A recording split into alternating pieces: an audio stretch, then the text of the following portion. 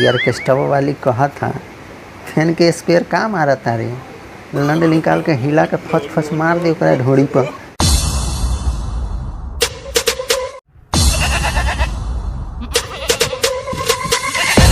तो का हाल बा भाई लोग, ठीक बानू?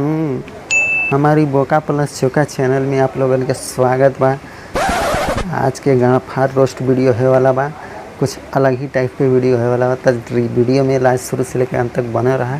आज चैनल पर नया बारा तो सब्सक्राइब कर लिया, ठीक बा?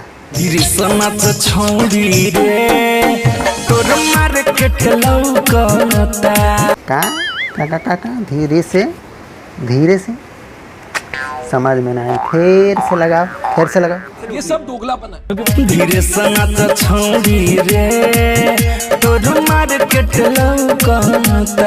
धीरे से नाच छौरी तोहरा मार्केट लौकता।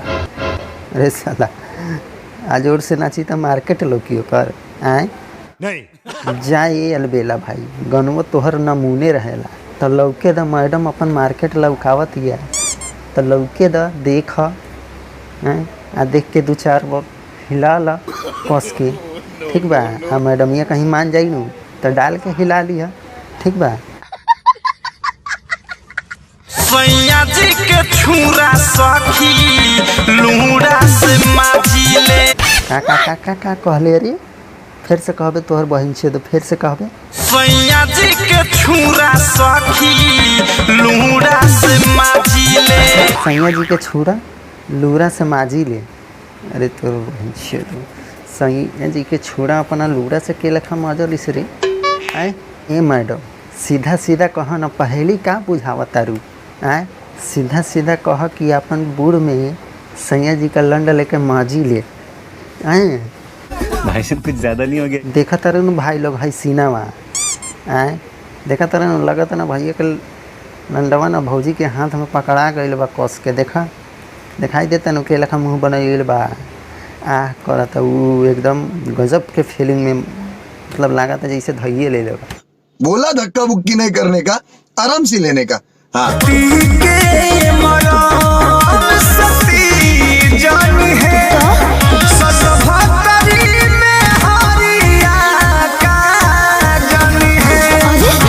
पति के मरम सती जनी है, ठीक है बा? 77 में हरिया का जनी है ना जानी।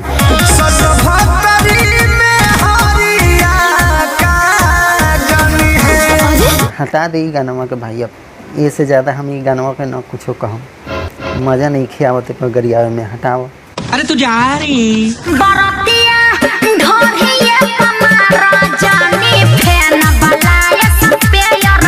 का बरतिया नतिया ढोड़ी पर मारा जानी फैन वाला स्पीयर रे?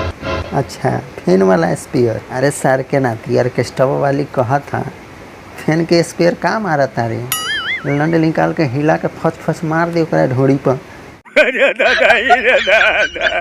इशारा समझ में नहीं आवत का कहता सर? मौगाठे सार बार मौगाठे रहब, हिला के ढोड़ी में डाल। साले समझ में नहीं आवत। भाग पहुँच दो, भाग। अपना सुगाला लूगा उठाते हम, अपना रजौला लूगा उठाते हम। काका अपना सुगाला लुगा उठाते हैं? अच्छा तो अपन सुगाला लुगा ना उठाइबू तो पूरा पब्लिक ला उठा देबू का? ये का कहता रुए 76 मैडम अपन भतरे ला नु लुगा उठाइबू तब न ठोकी। अभी ना लुगा उठावे कैसे ठोकी? तोर बूर में कबूतर पेलो अब उठा कर ठकवाओ या कुछ करके ठकवाओ। साला वीडियो में आके हमरा के काहे कहता है? हमर माथा काहे चाटता रे तोर पहुँचो? भाग।